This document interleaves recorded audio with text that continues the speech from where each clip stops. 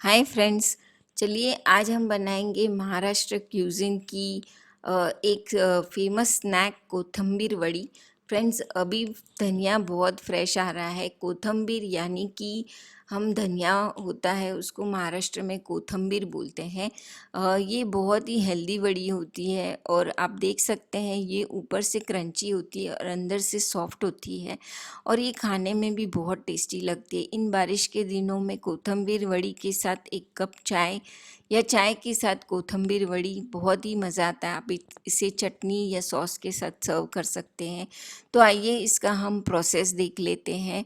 Ingredients के लिए आप एक बार डिस्क्रिप्शन बॉक्स चेक कर लें और वीडियो को एंड तक देखें।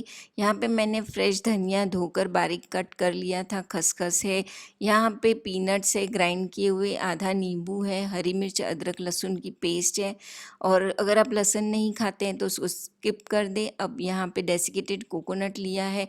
डेसिकेटेड कोकोनट की जगह पे आप फ्रेश कोकोनट यूज़ कर सकते हैं। बेसन है, यहाँ पे सिसमी सीड्स है, हल्दी है, मिर्ची है, ऑयल है, नमक है और हींग है। अब यहाँ पे हम 1.5 गिलास पानी डाल देंगे एक डीप पैन के अंदर और इस पानी को हम गर्म होने देंगे। थोड़ा सा गर्म हो जाएगा तब इसके अंदर हम नमक डाल देंगे स्वाद के अनुसार और यहाँ पे हींग डाल देंगे आधा चम्मच। फ्रेंड्स, हींग डालना ज़रूरी है क्योंकि ये बेसन की चीज़ है तो गैस नहीं करेगी। अब यहाँ पे धनिया जीरा का पाउडर डाल देंगे, यहाँ पे हल्दी डाल देंगे आधा चम्मच और 1 चम्मच के जितनी यहाँ पे हम लाल मिर्च डाल देंगे और यहाँ पे अदरक लहसुन की हम क्रश की हुई पेस्ट डाल देंगे। आप चाहें तो इसको पेस्ट बना के भी डाल सकते हैं और इसे हम अच्छे से हिला लेंगे। अब ये थोड़ा सा हल्का और गर्म हो जाएगा तब हम इसके अंदर जीरा डाल देंगे 1 चम्मच।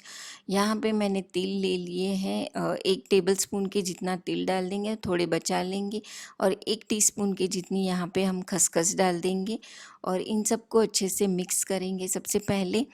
और ये जब पानी और थोड़ा गर्म हो जाएगा तब इसके अंदर हमें सिंगदाने का कूट डाल देना है। यानी सिंगदाने को हमने छिलका निकाल के सेकने के बाद उसे कूट लिया था दरदरा और यहाँ पे हम कोकोनट डाल देंगे। डेसिकेटेड कोकोनट यूज़ किया है।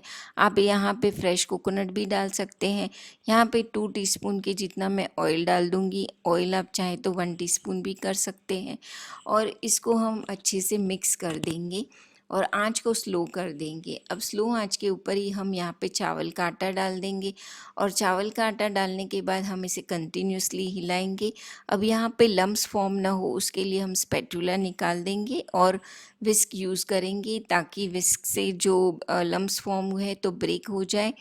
और यहाँ पे तुरंत ही हम बेसन भी डाल देंगे। बेसन डाल के भी हमें कंटिन्यूसली इसे चलाते रहना है। इसे 2 या 3 मिनट तक इस तरीके से चलाते रहना है। आप देखेंगे कि ये बैटर जो है वो गाढ़ा होता जाएगा और एक डो का फॉर्म ले लेगा। तो ये कंटिन्यूस हिलाना बहुत ही ज़रूरी है, या फिर क्या होगा कि इसके अंदर लम्प्स हो जाएंगे और कोथिंबीर बड़ी अच्छी नहीं बनेगी। तो इस तरीके से आप देख सकते हैं ये एकदम डो फॉर्म हो गया है। अब यहाँ पे हमने फ्रेश धनिया डाल दिया है। फ्रेश धनिए को आपको एकदम बारीक चॉप करके डालना है इसके अंदर और बहुत सारा धनिया डालें। ये कोथिंबीर वड़ी है तो धनिया डालना बहुत ज़रूरी है, ये मेन इंग्रेडिएंट है इसका। अब हम इसे कंटिन्यूसली इस तरीके से हिलाते रहेंगे। इसे 2-3 मिनट पकाते रहना है। ये बहुत जल्दी पक जाता है क्योंकि हमने सब कुछ गर्म पानी में डाला है। यहाँ पे अब हम आधा नींबू का रस डाल देंगे और इसे फिर चलाते रहेंगे। 1 या 2 मिनट और इसे पकाएंगे। धनिया हम लास्ट में इसलिए ऐड करते हैं कि उसका जो टेस्ट है वो बरकरार रहता है। और अब हम एक प्लेट को इस तरीके से ऑयल डाल के ग्रीस कर लेंगे। यहाँ पे प्लेट की जगह पे आप स्क्वायर ट्रे भी ले सकते हैं। इस तरीके से ग्रीस कर दें ताकि जब हम वड़ी को काटें तो वो अच्छे से कट सके।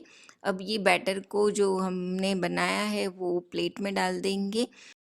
अब हम उँगलियां पानी में डिप करके इसको फैला देंगे, पर ये थोड़ा सा गर्म है तो यहाँ पे मैं स्पैटूला यूज़ कर रही हूँ फैलाने के लिए।